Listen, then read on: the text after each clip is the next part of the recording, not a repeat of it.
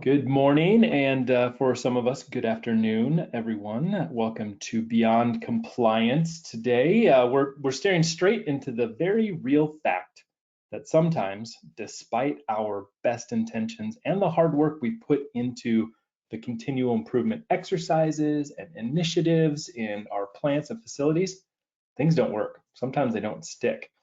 My name is Aaron Bolshaw. For those of us joining for the first time, Beyond Compliance is a periodic industry update for process manufacturers.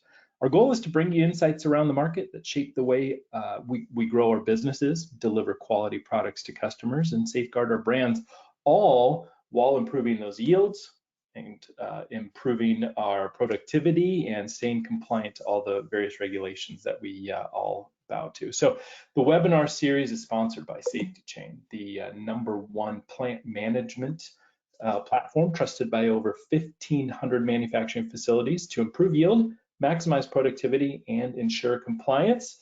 And today we're scheduled for about an hour. We'll stay flexible with that time. We got a lot of great information, some very cool, compelling stories to share as well. So first, just to make sure everyone understands, you are on mute. We can't hear you, but you can, of course, hear us. If you are having trouble hearing us, usually dialing in helps that out if there's any problems with the bandwidth on your computer. So use the webinar console throughout the presentation. As we uncover something or you have a prodding question, type it into us. We'll save time toward the end of the presentation to get to as many of those as we can. And then for everyone's favorite question, if you like the slides and recording from today, just ask. We'll be sending that out later. In the next few days, we'll be following up with everyone to make sure they have everything they need. So with that, I'd like to introduce Brandon Wright. He is a solutions architect here at SafetyChain. Brandon spent the majority of his 25+ year career in lots of different manufacturing roles, from food and biotech, textiles, and a lot more. He's worked on the floor and in management at places like Pepperidge Farms, Chobani, Dannon, Kellogg's. He even owned and operated a flour mill, which I think is fascinating. Brandon, welcome. Thanks, Aaron. I'm happy to be here.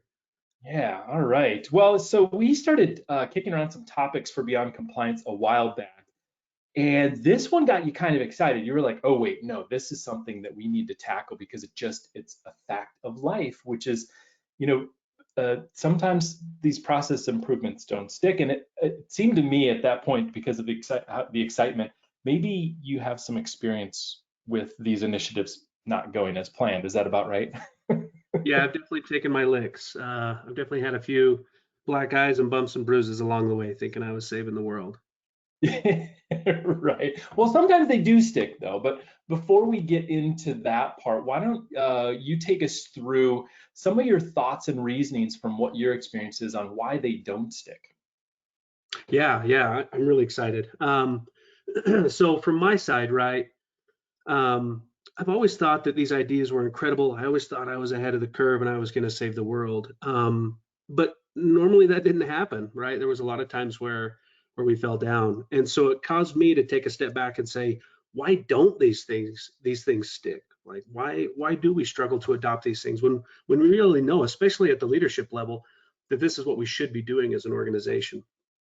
So to really take a step back, I think we need to understand why they don't stick before we can try to make them stick, right? If we can correct, because if we still have bad behaviors, it doesn't really how much effort we put into fixing things, it's going to still fall down. So what I know, right, and what I've experienced is that it probably isn't the tools that we're using, right? The culprit is really the psychology, the people side of this change. It's interesting. I read a survey recently that they had gone through and surveyed a bunch of these global senior executives, and they stated that around 54% of these folks said that major change initiatives didn't stick. So half the time, these big change initiatives weren't sticking, which is really scary, right? When we think about the time and money invested in these changes, especially if they're on a big corporate blanket that's trying to make a big sweeping change across the organization. A lot of us have been trained on the tools of how to do these changes, whether it be Six Sigma or Lean methodology or theory of constraints. But not everybody is trained in psychology, right? These folks have typically come up through the floor. They've done a fantastic job of driving their process and getting results, but they're not psychologists, right? So really affecting change needs to start at that psychological level. A big part of that, right? Improving means changing. We have to admit that we're not perfect. I know that I don't like to do that. My wife tries to help me along that path, but it's tough to accept that we aren't perfect. And we really have to recognize that we need to change. Somebody's in their garage trying to figure out how to take our business, right? We have to stay at the forefront. Somebody's watching, somebody's trying to figure out how to take market share. And if we don't change, we're going to get left behind. Um, and obviously we have resistance to change naturally, right? I often refer to the law of averages. If you were to survey a room and say, who in here thinks they're above average at, dribbling a basketball or, whatever, the majority of the room is going to say, I'm probably above average, but that means half of those folks are wrong. And I definitely fall into that category. So that means we need to, kind of realize and accept that and be vulnerable, right? And accept that we do need to change. We could be wrong, right? We might need to change. We might need to improve. So overcoming that natural resistance is a big part of this. So it's also tough, right? Every new day seems to bring a new fire, especially if you're on the floor or if you've got folks in planning or scheduling, right? Like yesterday, the shift didn't hit their numbers, and now you've got to shift things between DCs and try to get stuff out the door. There's always new priorities. There's always new fires. There's always a reason to not take a step back and really address your process and make a change. You're like, I'm just going to figure it out. I'm going to, light my hair back on fire and jump back in.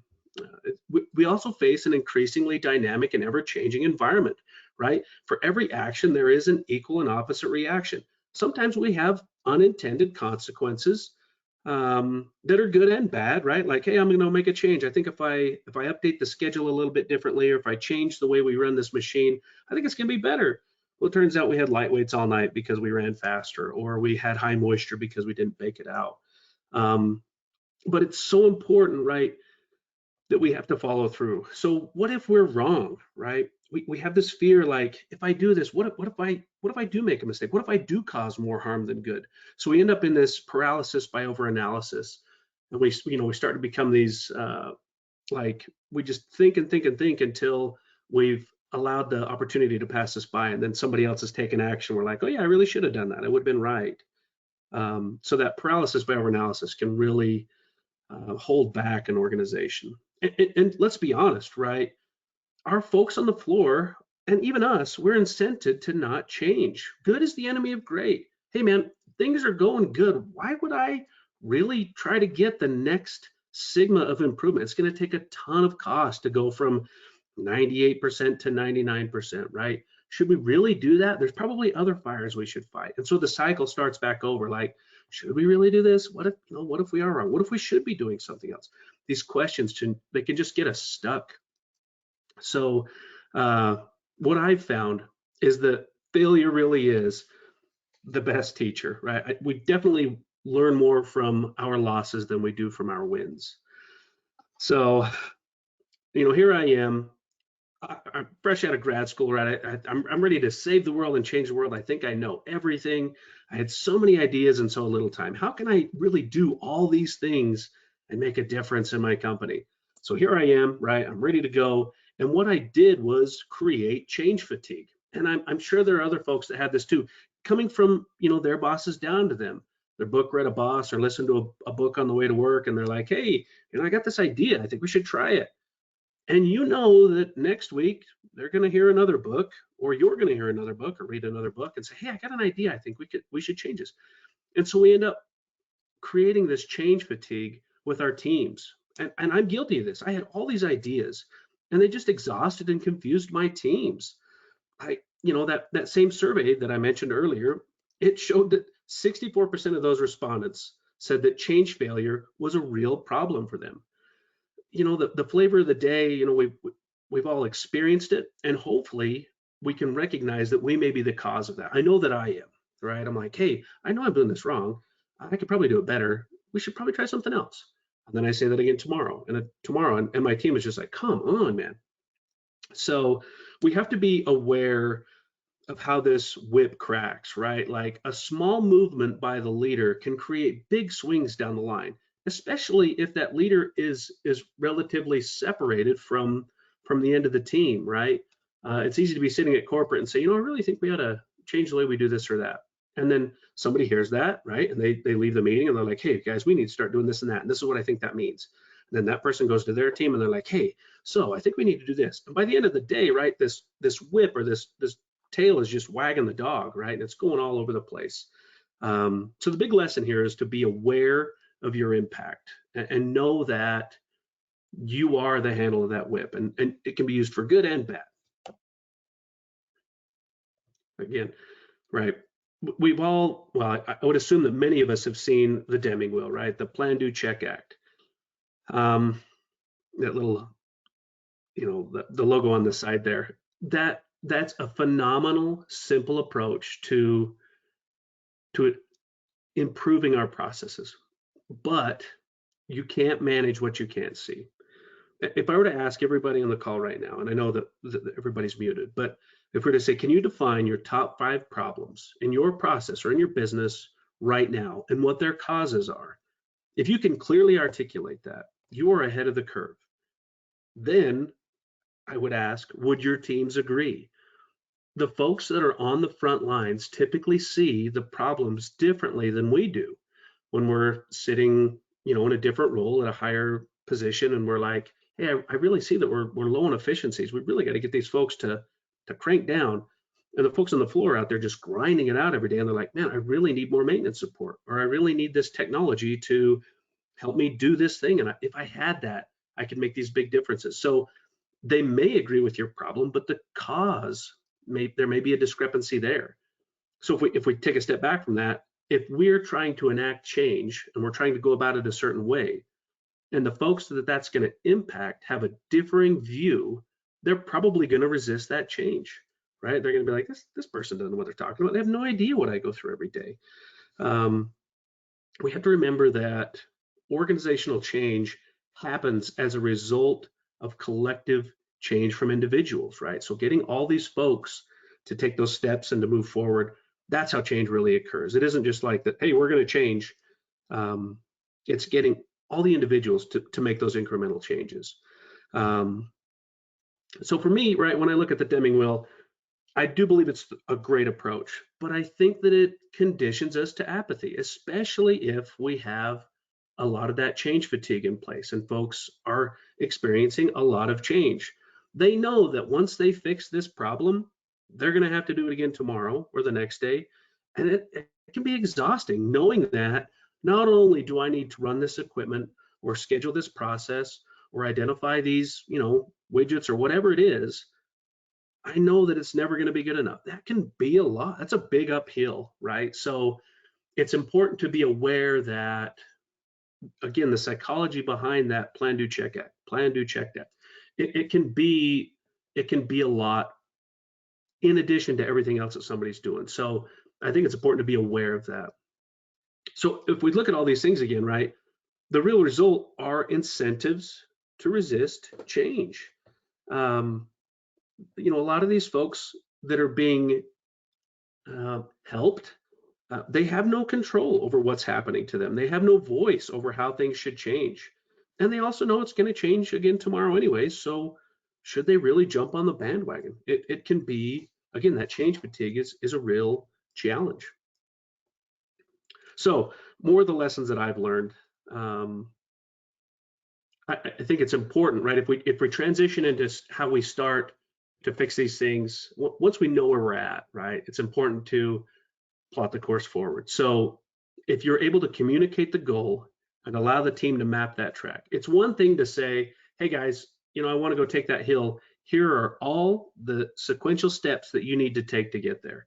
That micromanagement's not going to help them. One, they're not going to grow, and two, they're going to wait for you to tell them what to do anyways. They're just going to sit back, and again, that cynicism starts to kind of creep in. They're like, I'm just going to wait for the leader to tell me anyways. I think it's important to clearly identify the beginning and end points.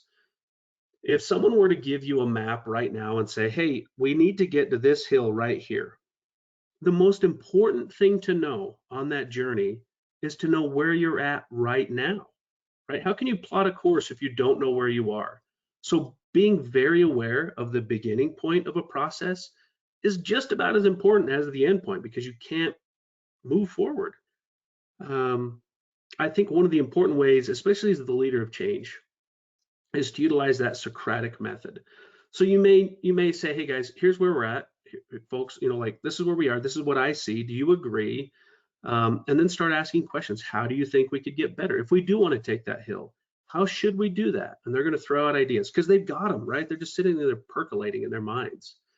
We need to pull those out. And if we feel that they're shifting away from what our vision is, we should probably talk through that and use that Socratic method to say, why do you think that's best? How do you think that really gets us to where we're going? It could be that we are wrong, that we have assessed the situation incorrectly, or we don't have the right information, and they do. We need to defer to that. But without conversation and questions, we're never going to get there. I think that also leads to buy-in from the team, right? And that is critical, but it's important to keep them focused.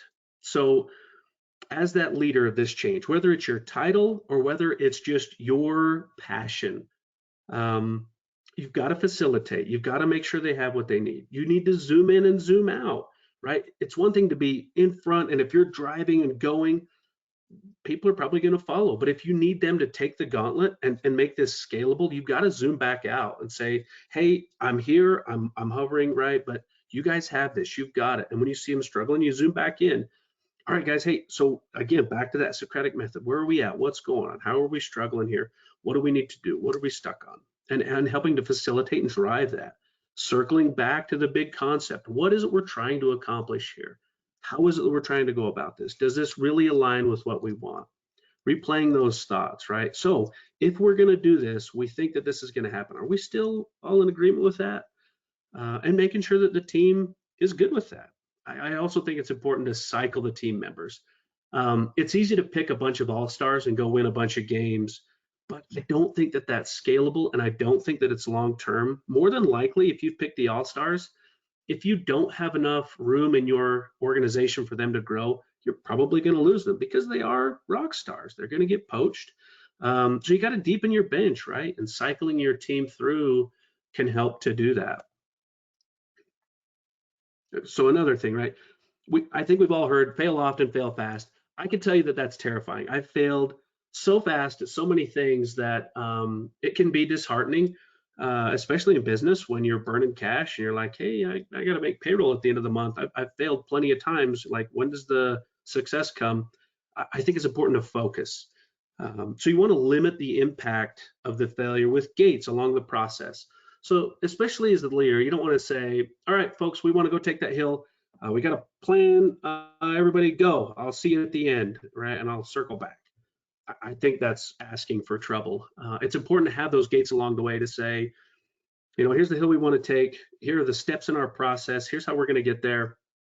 Let's have a check-in at this point and this point, just to make sure we're still aligned, to make sure everybody's still in agreement that this is the right approach, and that we're really going to see the results that we need to see. There was an old basketball coach that I loved. His name was Rick Majerus. And he had this phrase. I was at a basketball camp, and I had heard so many times, practice makes perfect, practice makes perfect. And he corrected us all in the middle of camp. He stopped the entire camp and he said, let me tell you guys, perfect practice makes perfect. If you're practicing the wrong way, you're just building really bad habits. So it's important to be aware of what kind of muscles that you are building. And you want those to be as perfect as they can be, right? Especially in business, because it helps us gain the velocity we need in our organizations. Jocko Willink has coined the phrase extreme ownership. I would really, if you haven't seen this TED Talk, I would go check it out. It's pretty powerful. But what this means is right? You need to make sure that everyone knows why these changes are happening, why they need to occur. Because if the folks doing this work aren't able to connect to the why, as soon as they start to falter, as soon as they start to feel that, we're just going to change this again in 15 minutes anyways. I really don't understand why this matters. If you haven't communicated the why, you're not going to get the results that you really need to have. That why is so critical. I think Jocko calls it communicating the commander's intent. Um, Another big thing, right, with this extreme ownership idea is to demonstrate your commitment to the objective and the process, right? You can't just be like, hey guys, this is really important. I really believe in this. We've got to make more profit. We've got to get there, right? We've got to keep the business alive. Um, I'll see you at the end. Like, I really believe in you. Like, it's Good great to be luck. a cheerleader, but you got to be there. Aaron, were you saying something? Yeah, what I was saying is, we've all experienced that, I think, where it's like, hey, somebody's gets really fired up, and they say, hey, this is what we're gonna do. I like your, the hill that you're gonna take analogy. Go, I'll see you up there, right? Like, Yeah, and pull then me you from the kind of top. be like, Yeah. wait, what? Yeah, it's tough, and it's especially, if you're in a leadership position, you've probably got a ton on your plate, and you know the process. You've got to improve your process. You've got to get better. But you've also got 35 other things on your plate that need to be taken care of right now that are just as or more important, especially if it's in the immediate moment.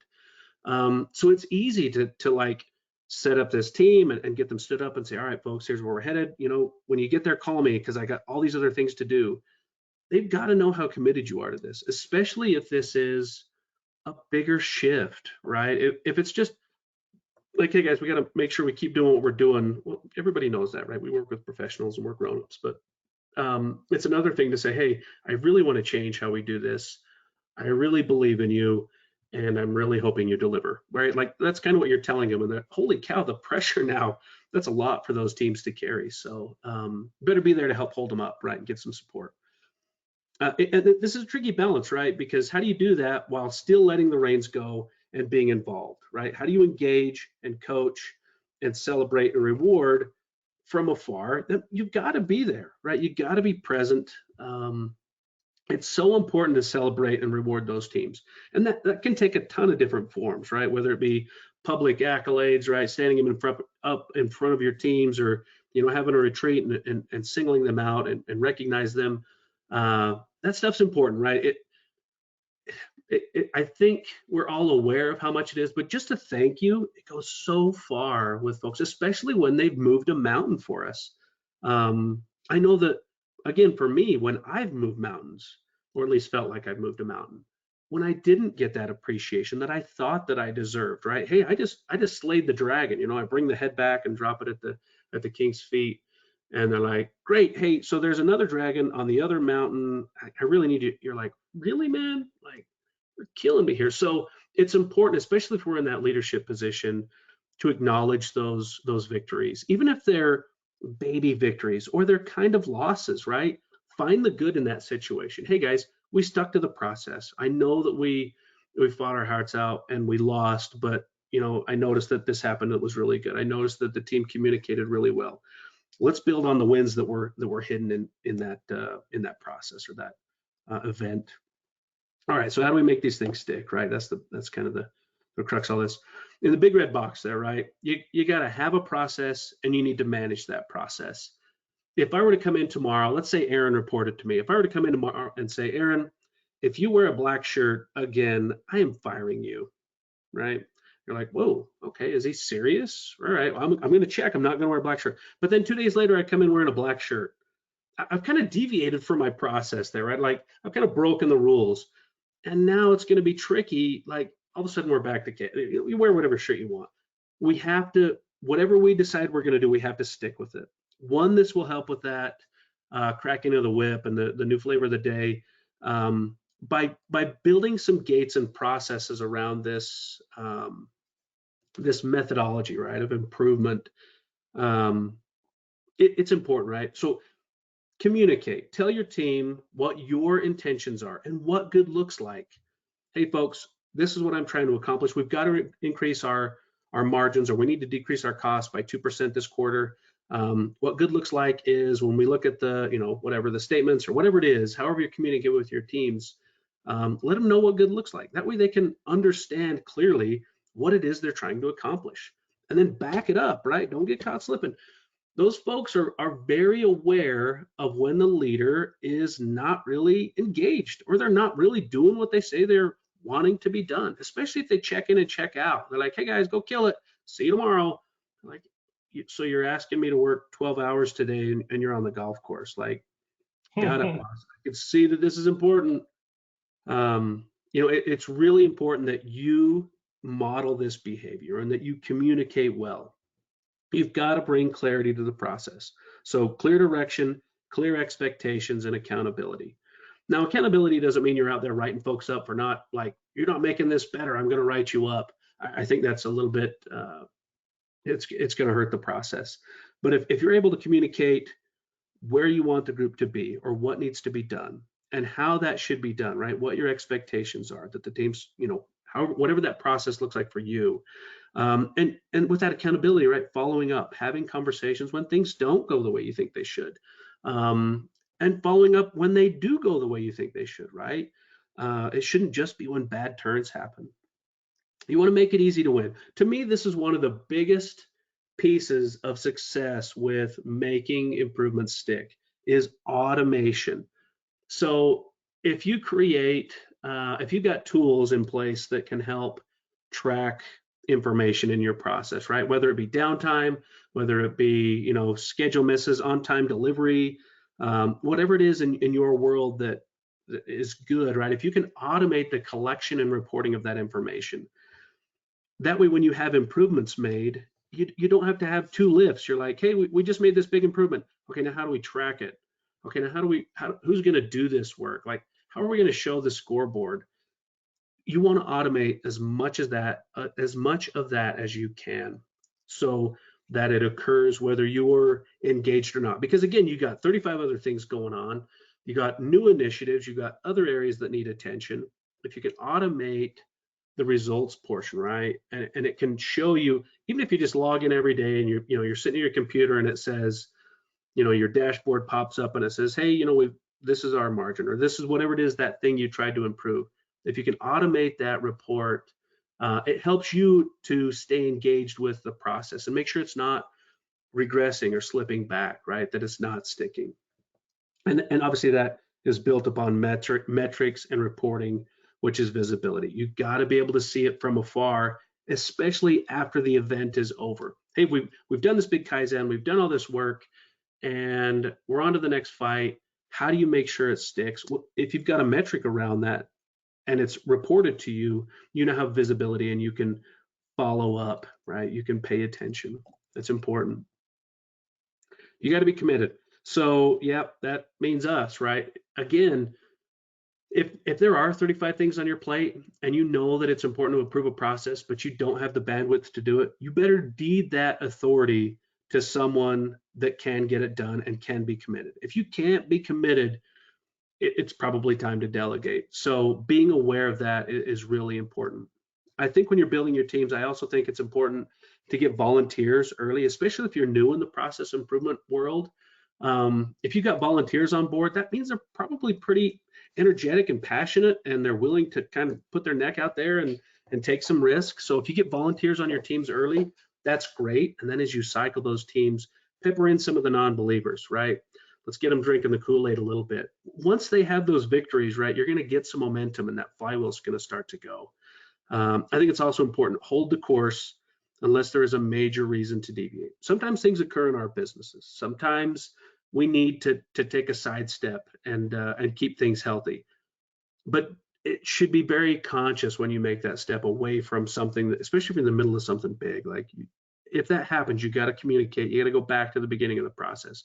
Communicate what's up, let the team know why, make sure that they're all in alignment and that they understand the importance, and then, jump into that next process. So a lot of questions, right? Which tool is best to use to make these improvements stick? Should we use Six Sigma? Should we use, should we follow the Toyota way and get on the lean manufacturing? And should we use Kaizen? Should we use Pokio? Should we, like, theory of constraints, right? All these different tools are out there. They're all fantastic, right? It usually isn't the tool. It's the folks that are engaging with it. It's that psychology behind why the tool is deployed and when to use it. So again, have process and stick with it. Pick one, pick three, pick 10. Just pick something and apply it, right? Start pulling the levers. So Make sure you teach your team how and when to use the ones that fit. If you're out there trying to improve and make a process, like let's say we're trying to reduce the waste, we're trying to cut down on scrap. Six Sigma might be the right approach. Their theory of constraints probably isn't. So if you're asking your team, right, you're back in your process and you're talking about this event and you're talking about something that you want to improve, make it part of your process to discuss which tools the team is going to use. Hey guys, so how do we think we want to attack this problem? What do we want to do? Should we use, let them, again, back to that Socratic method. What kind of things are they throwing out? Maybe you can guide them a little bit if they're a little bit off base, especially if they're new, but have that dialogue. Let's make it part of the process to decide which tools we're going to deploy. Again, it isn't the tool, it's the attention and focus the tool brings. Again, it's so easy. There are always going to be new tools. There's always going to be new technology. We have to have a process and a backbone that deploys those tools. All right, so I have an example from my life, right? Talking about failures and wins that we've had. So I was working in a manufacturing facility, and we were on it was a startup, right? So we were on this crazy growth curve. We were only at about 80% on-time delivery, and our biggest metric on the floor was like revenue per labor hour. So we had all of our workers building these things, and the way we measured success was by how much money they generated for every labor hour they worked, right? That was how we kind of based everything. So yeah, go ahead, Aaron. What type of a manufacturing facility? Help set the stage for, you don't have to say the name of the company, of course, but like, was this, what was being manufactured? Yeah, good question. So we were manufacturing panels for architects and design firms. So there were this, like if you've ever been to Vegas and you've been in those fancy casinos, these were those kind of treatments that make the walls look like they glow, and they, like they curved and do all these crazy shapes. These were things like that architects would design, and then folks would go install into these big facilities. So it was a resin product that was custom designed for every person. So everything was custom, everything was unique. We had kind of a slide deck that they could build from, but the iterations were it was a pretty big range of products that they could choose from. So again, we're a startup, right? We're venture backed. There's a lot of pressure to make money and to build this process and go. There was tons of demand in the market that we just couldn't meet. We had some serious change fatigue, right? We had lots of folks in charge that had lots of ideas on how we could improve our process, but our big metric kind of hovered about the same place, right? Our goal was $400 in revenue produced per labor hour. That was if you hit that, you were having a good day. And I went home one day. I was covering the night shift. I went home and went to bed, and I had this weird dream about this process improvement formula, right? And I woke up and I rolled over. I happened to have a notepad next to the bed, and I wrote it all down, wrote this formula down, and went back to sleep.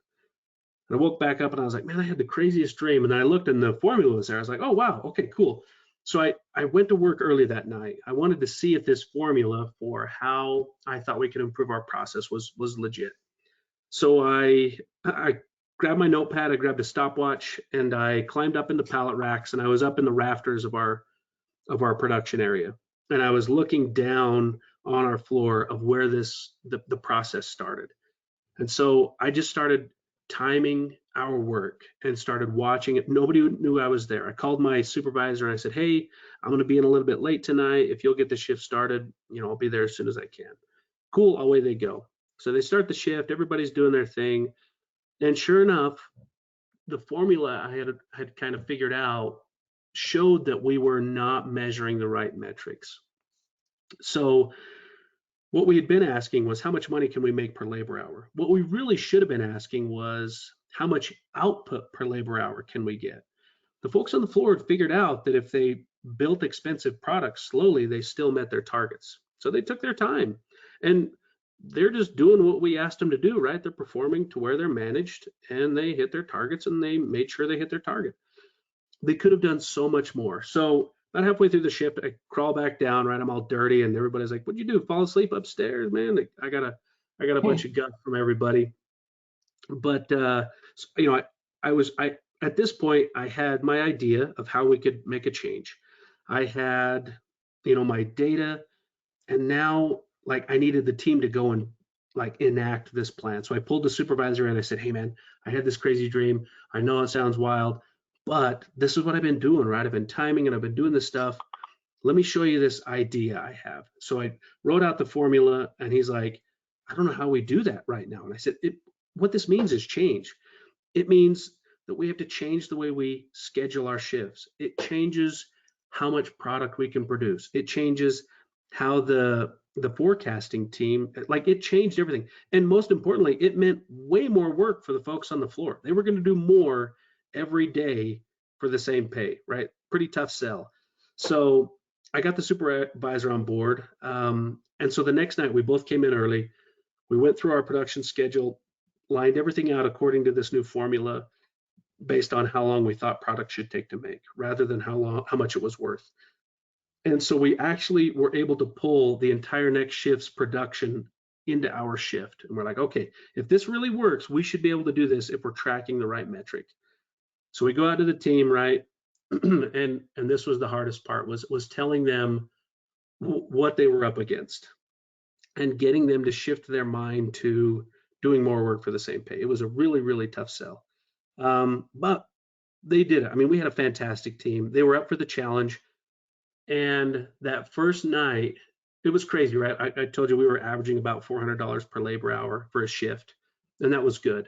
If they hit $400 per labor hour, they got a $20 bonus for that day, everybody on the floor. And that night, we hit $1,300 per labor hour. And everybody, you know, all the other folks were like, holy cow, what did you guys cheat? How did you guys do? There must be an error with the data. And this was night shift, right? So nobody else was there. We were just there rocking and rolling.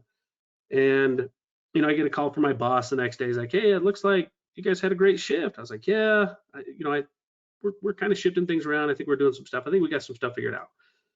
And he's like, well, that's great. Keep it up, you know, rah, rah, rah.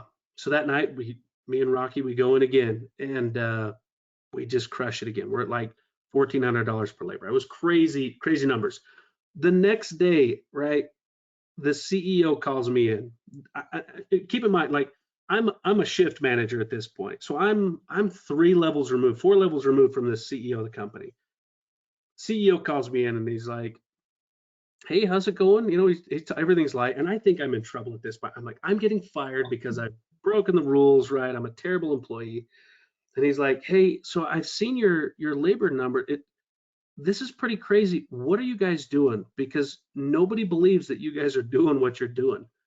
And I got so excited, man. I grabbed the marker and I wrote this formula out on the board. He's like, I don't know what that means. And I was like, let's go out to the floor. Let me show you. And so I showed him, and it was tough because there was a different shift, right? So they were running the old way. And I said, everybody out here is going, right? Like, what we've been doing is mistaking activity for achievement. We've been seeing how these folks, they all look busy, right? And they were, but they were busy at their pace. So it was cool because, you know, these executives, and these were these high horsepower folks that have been super successful. And here they are with this new startup that was struggling to get going. You know, the crazy results, right? We ended up doubling our gross margin when we pushed this out across the rest of the floor, which was tough because there was a lot of haters, right? Folks on other shifts were like, one, there was jealousy because our team had kind of figured out this golden nugget, so we were the golden child. So there was some adversity to adoption on the other shifts, but it, you know, like we had to get the right people on board. Again, we kind of had to go back to the basics here. What was the culture for change? Was there really a reason to change? Did it come from the top down? Was it going to change tomorrow? All these things we've talked about, we were very conscious of. We said, look, we're stopping all initiatives until we get this one figured out. No more Kaizens, no more, you know, like localized improvements. We're figuring this piece out. How do we update all of our teams and then set this baseline, which was tough, but it stuck. It stuck because I was serious about this ownership, right? I owned it. I owned it enough to have a pretty good discussion with the CEO that I had no right, you know, like arguing with or challenging, but I was so passionate about it. And I knew that data was proving me right. right? I was able to stand on information and demonstrate how much better just this simple change in a metric and a question was. Again, we were able to double our gross margin, right? We went from hovering around 80% on-time delivery to 99% on-time delivery, which was huge for us. Not only that, but it opened up a tremendous amount of capacity on the floor, which meant revenue growth because we weren't able to meet demand at the time. So it was a big deal. What this did was open the door for us to really start to grow at the rate we needed to grow, and it ultimately led to a successful acquisition. Now, I'm not saying that my idea was the reason this company got purchased for, for whatever value, but by by having an idea and getting people to agree to adopt and change in a big way, had a huge impact on this company. And to this day, it's like the feather in my cap. Me and the guys will still talk about it. Like, you remember that? Like, yeah, we're sitting around having a burger or whatever, but it was a big deal. So I can say that I've had plenty of losses. I've had plenty of ideas that went absolutely nowhere or went backwards. But by approaching it in a way that, because there was a lot of people that were against this, and it was risky to try, because if we failed, it meant not getting orders out the door. It meant people quitting. It meant there was a lot of risk there.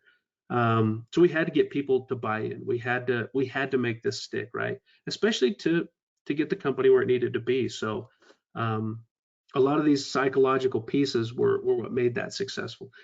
The formula was great, but it was human adoption that made it matter. So let's circle back here, right? We'll try to wrap this thing up and address some questions. So big key points, at least from my perspective, right? We have to address the obstacles to change. Leaders must drive from a place of vulnerability. We have to make it known and acceptable that we aren't perfect, but we're going to get better. If that's the message that comes out, that makes it okay to be wrong, right? It has to be, to change, you have to admit that you're wrong, right? We have to start from there. We have to remove negative incentives to change. And conversely, we have to add positive incentives to change and improve. Not just, hey, you're going to get more work today. Thanks for showing up. There has to be a real reason for change. If we're increasing margins, if we're increasing profitability, if we're doing these good things, we've got to find ways to make the folks want to continue down this path without marginalizing them. We also have to build a safe environment where change becomes normal, and it's okay. But we have to make sure that performance and improvement is the focus, right? Not just change to change. Hey, I had an idea, or I read a book, we should change because these guys were successful with it. It's got to be aligned, right, with those bigger goals of your organization. We're all unique. A company is really nothing more, right? It isn't a building with walls and lights and chairs. It's the people that make up this company, and that's what makes us all unique. So I think it's important to focus on the whys, right? We also have to make it clear that not changing is really the failure, and that's not an acceptable outcome. We can't just stay where we are. We're asking for trouble if that's our approach. So we got to have clear goals and expectations that are modeled and reinforced by the leaders. We need to arm the teams with the tools to continually improve and show how far they've come. And we have to have a process, stick to that process, and celebrate the wins. So, right, a lot of the things we've talked about, it's easy to, I'm sure everything I've said, nearly every person on this call knows, probably practices, and has their own approach to how they get around these things. I think the big thing is to be aware, right? So now what, right? This is my call to action to everybody on the call, is to really assess where you are right now, right? Like the chart on the right there shows, do we know where we have problems? Do we know what we should be doing? Bigger question, what is our process for improvement? Do we have a clear process on how we approach problems that we have in our business? Or do we just fly into whatever we've got and tackle it and then jump into the next fight? Do we have a real process for how we improve? And being honest about that, right? So once you know where you're at, I would say go pick an easy problem that you want to solve to get momentum and get the team involved, right? Make it stick. And that, I think that comes from the person who's driving this change. Don't just do the change. Find the ways that help your teams really follow through, because not following through isn't an option, right? That gap gets so much bigger and so much faster. It actually, like, it's like tripping up while you're running. You got to have a good stride. Um, you might be asking, right? So how do you identify an easy win? This got to be data. And maybe this is your first project, is to go out and collect data and do some analysis. Where are we having problems? Where are our margins shrinking? Where are our big costs popping up? What are our cost drivers? And why is that? What's driving that? Dig into that data, right? Collect that information. I would imagine that nearly every person on this call has a filing cabinet, maybe not paper anymore, but they have some type of data repository with a ton of information that can point them to potential problems that can improve their business. But we got to find the time to dig into those things. So I would challenge you to schedule that time and jump in. So I think that's most of what I had to say. Oh no, that's not, one more. Okay. So lead from the front, right? Be the champion your organization needs, regardless of your title. If you're on the floor and you have ideas, go get after it, right? Like, go make change. Don't wait for somebody else to do it. Go and be that change, as cliche as that sounds. And if you're not at the bottom, right? If you're sitting higher up in the organization, model the behavior that you want to see from your folks. Be the example. Rely on data. Your feelings matter. And I truly believe that we have intuition for a reason, but data writes checks. It's really hard to argue with data. I can argue with my accountant all day long about how I feel like I'm wealthy, but if my bank account's zero, the data is going to argue with that, right? I'm not going to be able to do much. And the other big thing, right? Enable your teams in the process with visibility. Publish your wins and celebrate them. Collect the data and tell the stories. When you've had these victories, take the information that you've gotten to show the before and the after and tell the story about how you guys got to where you got. Get that momentum, right? Get buy-in, get belief.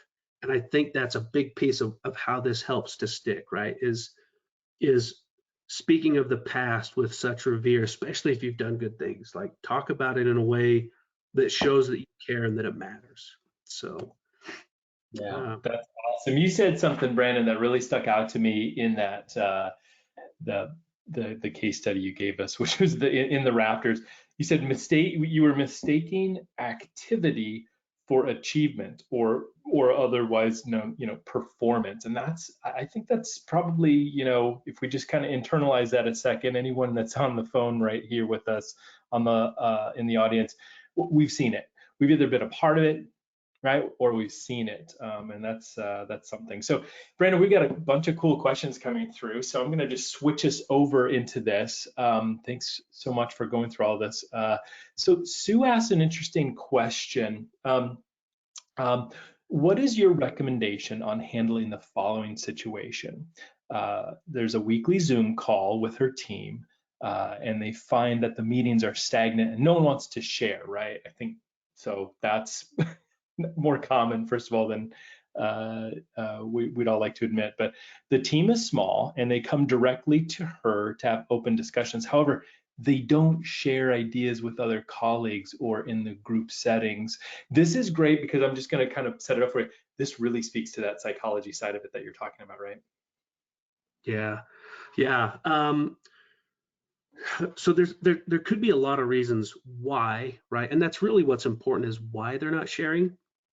In my experience, right, if I look at it through my own lens, when I've been in meetings where I wasn't comfortable sharing, it was because either one, I've been made fun of, or I didn't feel like I belonged, or I didn't think my idea really aligned, right? Maybe I'm newer, or maybe I've been around a long time and I've seen people get burned, or I've been burned. Especially with a small team, right? It's pretty easy to know, like, oh, yep, here goes Brandon, right? Here he goes again. So I think it's important for the leader to to I hated it in school when the teacher's like, I'm going to sit here and be quiet until we get a response, right? Like, I was like, man, I'm just going to talk so we can get out of class. So I think it's important to again, model the behavior. So if the group won't share, start it off, right? Like if you're like, hey, do we have any ideas on how to do X, Y, or Z? And if it's quiet, throw out a really wacky idea. Say, what if we brought cats in and they did the work, right? Everybody's gonna be like, what? It's gonna shake it up a little bit, right? Let's break the pattern of that awkwardness, right? And be the person to do that. Show them that it's okay to have a wacky idea. Show them it's okay. Like, let's get this going. Um, Not to share too much, right? Yesterday I was on a call and it was very similar. It was a call where we reviewed something that we had presented to a customer. So we recorded the conversation and then we had to present it to our entire team to get feedback, right? So that we can improve. Super vulnerable, really awkward. And this was the first one. So the first guy gets up and he does his video and he plays it for us all. And he stops in the middle. He says, so any questions, any advice? And it was crickets. Mm. And what was hilarious was in his, like, he had an introductory slide with this person he was talking to, and he had a picture from like 20 years ago. And I know this guy personally, right? I was like, oh man, that's an old picture. And everybody's quiet on this call. And I finally, after no joke, like 30 seconds of silence, I said, well, I'd like to throw out that I think your picture was a little bit of a catfish. And everybody busts out laughing, right? And lighten the mood. And then all of a sudden people are like, well, what do you think about this? How would you do? Somebody needed to make that first domino fall. And Mm. sometimes humor is a good way to do that. But being open and vulnerable, I think, is a big piece. Yeah, You that's might have a team that's not comfortable, right? Maybe it's better to approach them afterwards and say, hey, do you have any ideas? And when they start to throw them out in that safe setting with just you and them, like, let them know, like, that is a fantastic idea. I would really love for you to share this in our next meeting. Or, I love that this brings dialogue. Like, will you please share this?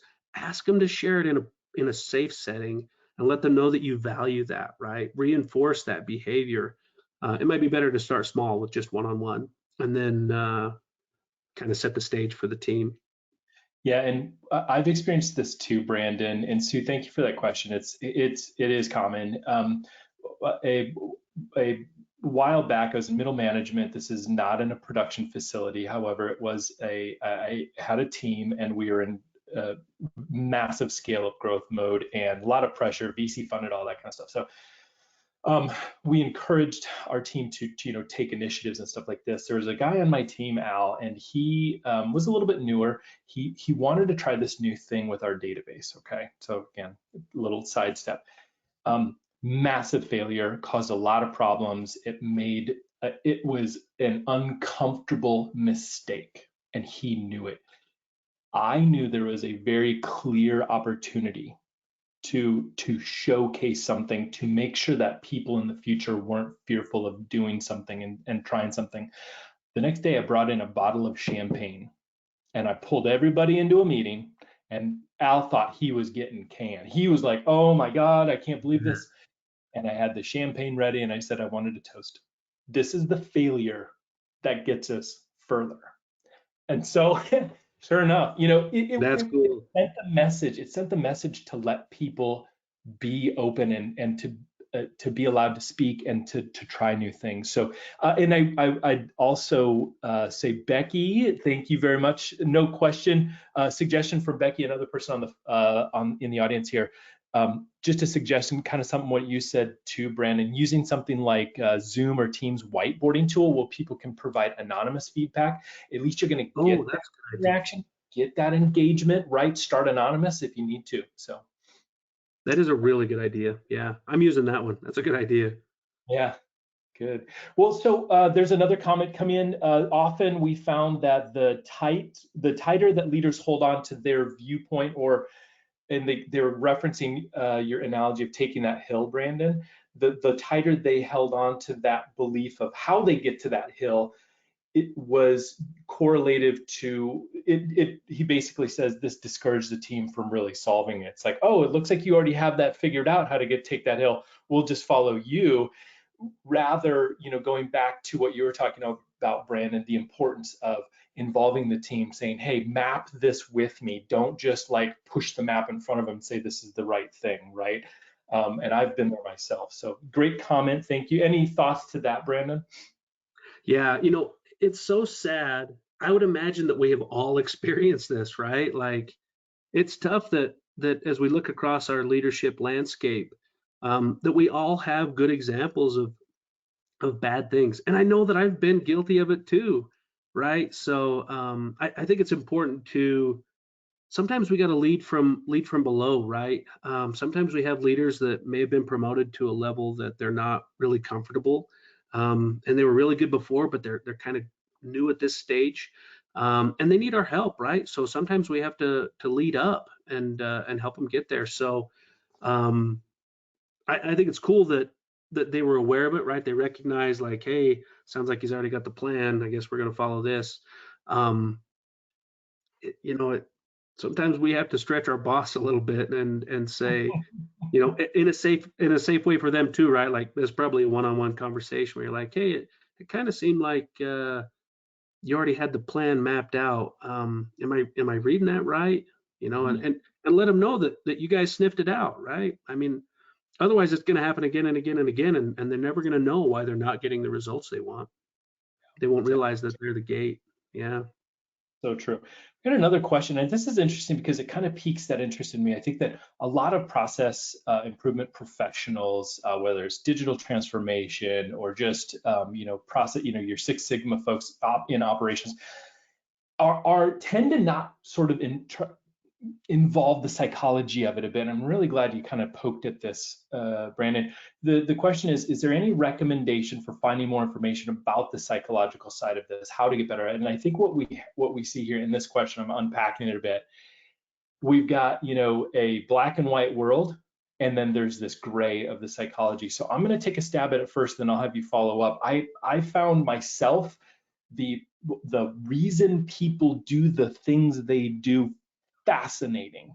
And I would recommend reading up and understanding Vroom's expectancy theory. So if you want a scientific approach to why people do the things they do and the motivational factors therein, go look at some motivational theories. My favorite is Vroom's expectancy theory. It's VROOMS.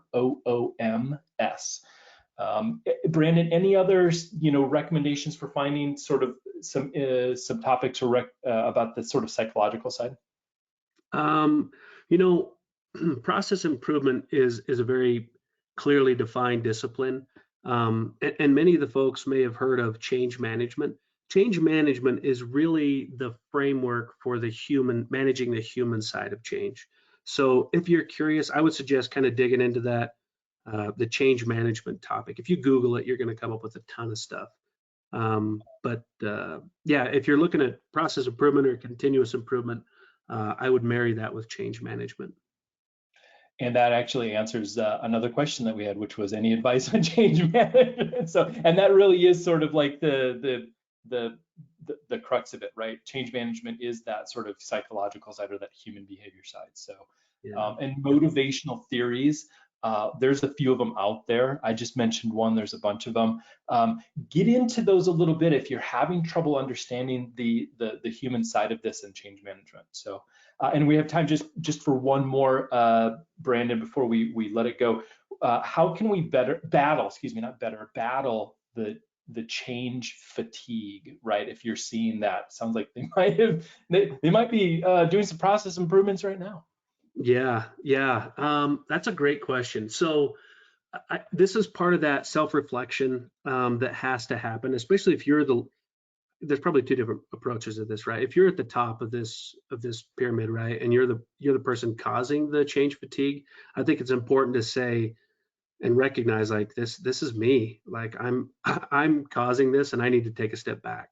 I think a good way to do that is to kind of reset and go back to what your core values are, whether it's an organization or as a group within that organization, right? Like, what are we here for? What is it that we're here to accomplish? What does the company need us to do? And are the things we're doing aligned with that? That might help, right? But if you're a little bit farther down the chain and you're experiencing the change fatigue, again, I think it's important to lead up a little bit, right? And to help your supervisors and bosses know, like, hey, we've got especially if you're able to use data, right? If you're able to say, look, we've had 35 new initiatives this month, and it's really hard to make all these things change. Like before I even know if it's fixed anything, I don't know, right? We go to the doctor and they usually don't say, hey, you got a sore throat. Let's take 16 medicines and see which one helps. They'll have no idea which fixed it. So I think a way to kind of battle back is to help illustrate the challenges that it's bringing outside of the process improvement, right? Hey, this is a fantastic idea. I totally think this is the right way to go. Help me understand which one of these changes do you think is the most important, boss? Because we've got 16 on the radar right now. Or, hey, we just changed last week for this. Can you help me understand why we want to change it again? Right. And that's kind of a sketchy conversation to have with your boss, right? Like, hey, you're basically saying between the lines, why are you doing this? And that can be a little bit confrontational. But I think if you structure it in a way that shows that you have good intent, right? Like, hey, I'm on board. I'm ready to go slay this dragon. I just want to make sure, like, is this what we want to do? Are we headed into the right battle? Is this aligned? And data is always a really good weapon to bring to that fight. Yeah, data certainly is. So, all right, well, that brings us to the end. Brandon, thank you very Yeah, much. It's thank been a you. pleasure. I can see us doing a couple more because we had some more ideas, and this spurred a lot of really great conversations from our audience. So, at this point, it is time to wrap it up. Brandon, once again, thank you for joining us. Thank you, Aaron. I appreciate it. All right, and that'll bring us to the end for Beyond Compliance this edition. Thanks everyone, and go out there, make some improvements stick. We'll see you next time.